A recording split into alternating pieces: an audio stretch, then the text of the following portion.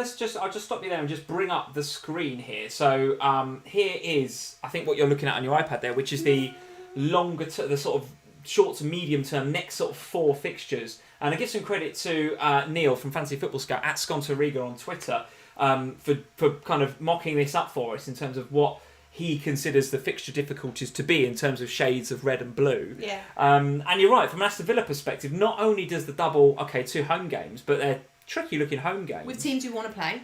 With teams that want to, but Chelsea absolutely do want to play. And Sheffield United. Yes, absolutely right, Sheffield United. Then it's away at Newcastle, who may be lacking motivation, but Newcastle, I think I'm right in saying that will be the first home game they'll have, and maybe they'll want to put something into that, even without fans. You know what Newcastle are like at home. And then it's Wolves, and then it's Liverpool. So the medium term for Villa doesn't look that great, to be honest with you. So if you're going to bring in Grealish, do you want him long term? Well, this is the thing. So this is why a free hit is perfect for the likes of Villa, because I'm not sure I want them. I'm not sure about Man City, because after Arsenal and Burnley, they then have Chelsea and Liverpool, which are tough games. Do I want to be trebled on Man City for those? Probably not. Yeah. Same with, Arsenal's a bit different. They've got Man City and Brighton and Southampton, Norwich and Wolves, so probably would be all right to have more than one Arsenal, to be honest.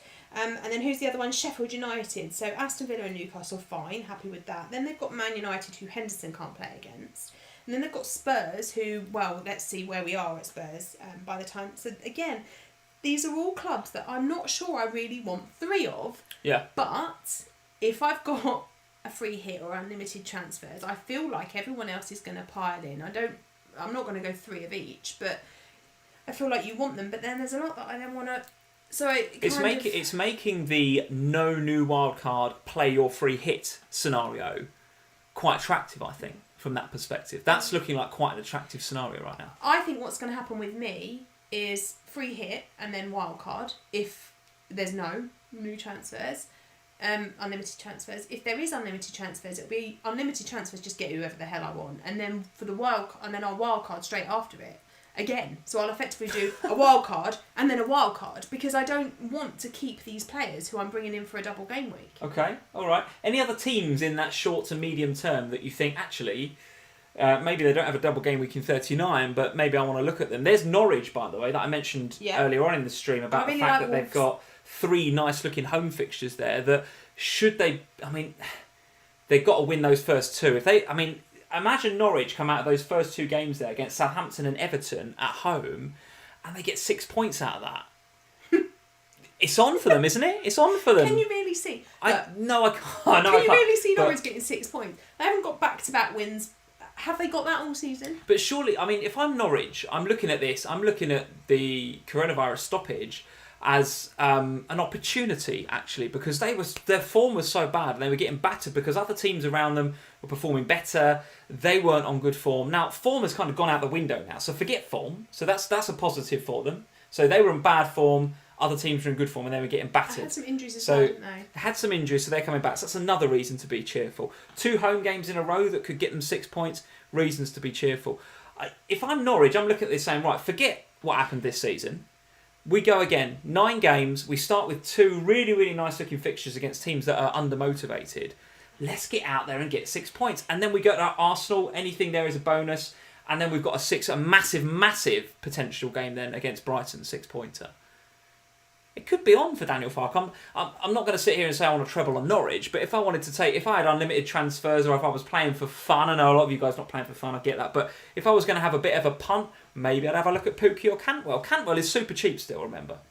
Pretty cheap. I think it's Cantwell or Pookie though, isn't it? Yeah, but why not have a little punt on those? There's 2 really nice fixtures. If Farke can get the mentality right, if he can fire them up to get going in those 2 games, why not have a punt on one of those 2? With respect, there is no... why is that funny? There is no reason why the mentality should be wrong at Norwich at the moment. Is there? What do you mean? There is no excuse. If they come back with a poor mentality now, knowing that they could save themselves... Yeah. Southampton, Everton, you could forgive. Okay, bothered, we're safe. Yeah. You can forgive that. Norwich, if they come back with a attitude, they deserve to go down. They have to see it as an opportunity. They were dead and buried, and then if the season was to get cancelled, they're relegated. Yeah. now the season's starting again. They just have to see it as an opportunity. Josh is saying Max Aaron's as well, 4.3, fighting for their lives. Yeah, not expecting too many clean sheets, but we know what Max Aaron's can do going forward. Niraj is just saying, get on the Pookie party. That's going to be a thing again. No. He's also saying Tim Krul as well, potentially. Likes a penalty save. Sam O'Sullivan Oh, is saying. why have you Tim brought that Krul. up, Sam? FPL Companion, Cantwell, Buendia, Pookie, Krul, all decent options. Listen, guys, I'm just putting it out there as a topic for discussion. Get in the chat, guys. If you're watching the replay, get in the comments below. Let us know what you think of Norwich. 2 plum games against undermotivated teams to get Farker's boys back in the mix. Could it happen? Maybe. Could it happen? I'll take your Norwich and I'll raise you with Wolves, who Go are on a far then. better option than Norwich. Because I'm not saying get Norwich instead of Wolves. I'm saying Wolves are a good option as well. No doubt about it. Their fixtures look good. Yeah, so West Ham to start. Now, obviously, West Ham in the relegation battle, so they will, you would expect, to be up for it. Followed by Bournemouth, who again in the relegation battle, so would expect to be up for it, and Aston Villa, and then Arsenal. So they have got to play players.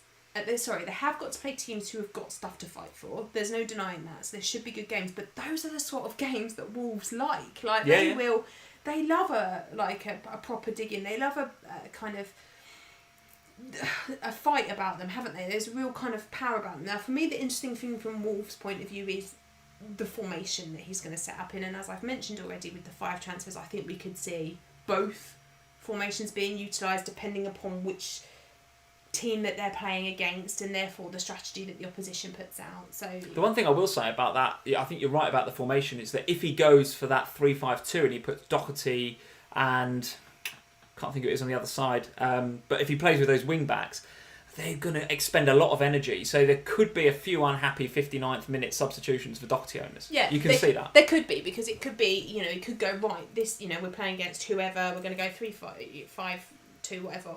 And then actually after 55 minutes, right, you lot are coming off because I need you for the next game and I've got to play that same because it's only 4 days later.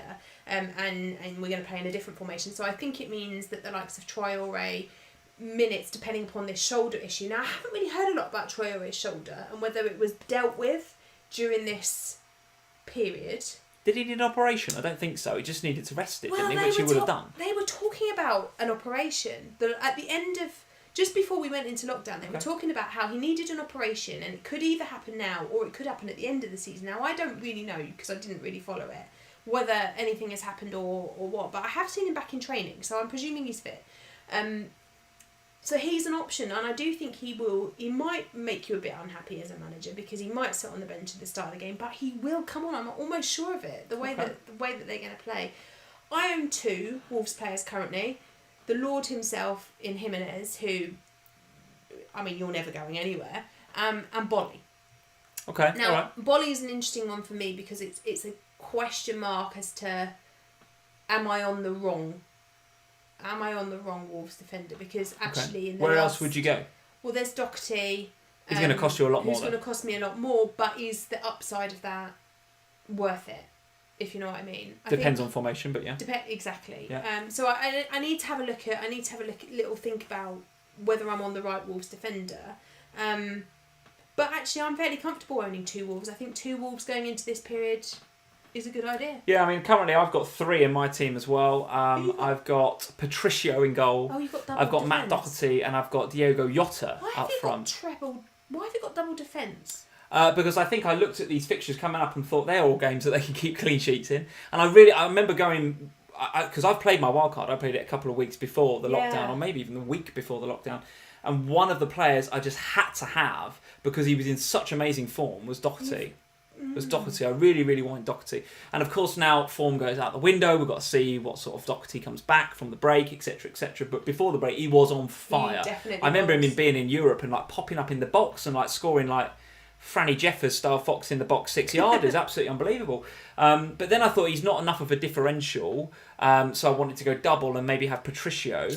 And I've got Diego Jota, just because I fancied him, and again he was on form. So I feel like moving away from any of those 3 would be a bit of a sideways move. One thing that has been said in the chat, which I do agree with, is that Diego Jota in previous seasons has been a bit of a slow starter. We saw that at the beginning of this season. So my concern there is that... So was Jimenez at the start of this season. Well, yeah, so my concern with, not so much Jimenez, I think he's much more of a well-rounded striker. But with Jota, my concern is that if he's coming out of the break and he takes that time to get back up to speed again, might we not see Jota until game week 45, 46, and then by then it's too late, we're finished, right? So that's my concern with Jota. But with Doherty, I'm very happy to have him. And as you rightly say, West Ham away, Bournemouth at home, Villa away, Arsenal at home, they are fixtures that I think you want a couple of Wolves in, I think. Yeah, I'm not sure about the defensive double-up, though. I'm really not. And I'm not saying that just because it's you. But I think if I had unlimited transfers, I'd change the keeper, just simply because West Ham, Bournemouth, Aston Villa and Arsenal, they are all sides, on paper look great, but they are all sides that are fighting for their lives in one form or another. And therefore, they are sides that need to score goals. Yeah. Now, I think Doherty's a great option because obviously there's the upside potential there. Patricio, unless he saves a penalty, not so much of an upside option because I think that they will be goals conceded. Okay, all right. A quick word on another team that have got a reasonable ticker in Chelsea. Aston Villa away, of course, which, I mean, Villa will be scrapping. Home to Man City. Man City, is that a game they might be going into knowing the league is done? They want to focus on other things. Then they're away at West Ham, home to Watford. So it looks, I mean, that looks okay for Chelsea. And they're going to be buoyed by the fact that looks like they've got a very, very good signing coming in the door in Timo Werner. Where are they getting the money from? Well, because they haven't spent, they've had this ban, haven't they, for ages? So suddenly they've got all this money to spend. No one else has got any money, no. Well, this is because Chelsea have worked in a different way. They haven't spent in previous windows. Yeah. So they've got this money saved up, ready to spend. They must have thought pre-coronavirus, we are, fair play to the owners, right? Abramovich has obviously gone in there and he said, right, we've not been able to spend that money for 2 transfer windows. Now, we need to, I'm going to save that. It's not gone away. I've not put that into the coffers. I'm going to spend it in the summer. And actually Chelsea, I think, are in a fantastic position now because the market will completely slow down, as you say. Transfer fees will probably start coming down because there'll be less demand. We're already seeing it with Liverpool. Can't afford Werner, can't afford the wages, etc. And I think we'll see that this will be probably one of the most expensive transfers that we see this summer. Timo Werner, yeah, possibly. I can see 1 or 2 big ones. I think Sancho's probably going to go for big money, but we'll see. But yeah, so what is big money these days? Yeah, well, that is to be defined across the summer, no doubt about it. But Chelsea will no doubt be buoyed, and I had this conversation with FPL Tips on Twitter earlier about the way that their team might look for next season. They've got, obviously Pulisic will. He'll have settled now. He'll start to find his form and become the player that we think he is. They've got Hakim Ziyech coming in, Timo Werner potentially. I'm not sure where this leaves Tammy Abraham, of course, but they're going to have quality all over the pitch. So Chelsea, absolutely a team to look out for next season, no doubt. But their fixtures in the short term here, you thinking of investing? Yeah, maybe. I think they're similar to Wolves in that all the players that they've got in the next 4, all the teams that they play have all got something that they need to be playing for. All right. Which makes them hard games, but I do think there's options. All right. And from a Manchester United perspective then, keeping on that theme of teams that are chasing for that top 4 spot, Man United, Spurs away, Sheffield United at home, Brighton away, Bournemouth at home. So again, after that Spurs game, which looks a bit red, the rest don't look too bad. The Sheffield United game is hard, but made easier by no Henderson in goal. Yeah. So there's goals in that. At the moment I own Bruno. Okay. Looking at Rashford potentially. Yeah. Looking at Pogba. Yeah. No. I'm looking at Rashford. Yes. I'm not looking at Pogba. I don't trust him as far as I could throw him, and that's not very far. But yes, I'm definitely looking at Rashford. I think Rashford's a fantastic player and a great option, and I think Rashford and. I just think he's got some real, I follow him on Instagram and obviously he's deeply affected by what's been going on in the world at the moment, and he is the passion in that man right now. That's some great things in lockdown, Rashford. Yeah. That's some fantastic things. And the passion in him and in his posts, if he brings that to the pitch, which quite frankly I think he will be an outstanding asset to own over the last few weeks. I agree. All right, before we go... One little shout out for and I know they're mid-table nonsense and we normally would say they're on the beach and forget about them, but I just think it's worth just keeping an eye on Newcastle, because if they're going to because if they're going to get taken over, they will... What? And Poch comes, there will be players there looking at that thinking, do I want to just... put in a bit of effort. Okay, you heard it here first, guys. Newcastle, the team to watch after all Just that keep an eye nonsense. on them. Before we go, let's have a quick look at our teams then. I don't know if you guys can see this, might be a bit small on the screen, but there's me on the left, Sam on the right. The teams aren't looking massively different, although there are a few in there that are different. You've got Dele Alli, which I guess you're still pretty happy with. We've got Jimenez. Dele Alli. Jimenez is in there for you, which is looking good. Danny Ings, of course. Not sure about him at the moment. And then you've got Bolly at the back, etc. Both of us. Are you on Calvert-Lewin? You're on Calvert-Lewin, right? Yeah, I've got Ings and Calvert-Lewin at the moment. They'll go probably for Rashford and Kane, probably. Right. Talk me through that one then. It's a lot of money in my bank. Yeah. How much money's in your bank? Quite a lot. 20 million?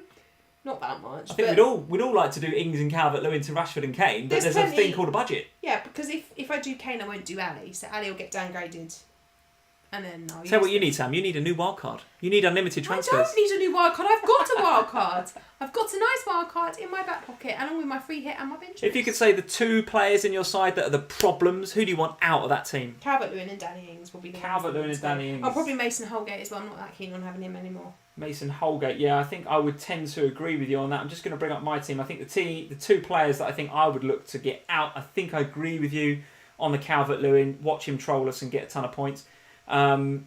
Possibly the goalie, actually. Yeah, possibly Patricio, because that double up looks a little bit lopsided if Wolves concede, of course. Saka, potentially a bit of a problem, but it's so cheap. But yeah, Calvert-Lewin, if I was going to spend a transfer right now, probably would be where I'd spend it. Don't spend it yet. Don't spend it yet, though. There we go, you guys. can't. That is the end of this FPL Family. Thank you very much for joining us again. A quick shout out before we go for, you will have seen it already once, going to vote for us. So, guys, thank you for everybody that's in the live stream, that's in the comments, in the chat, that said, I voted for you, I voted for you. Thank you very much. We love you and we appreciate you for doing that. Link is in the description below. You now we are at the end of the stream, so you've got permission. That's not permission, that's totally the wrong word. We would now love you, obviously, to go and vote for us in the Football Content Awards. Link is in the description below, and we would love you to go and do that.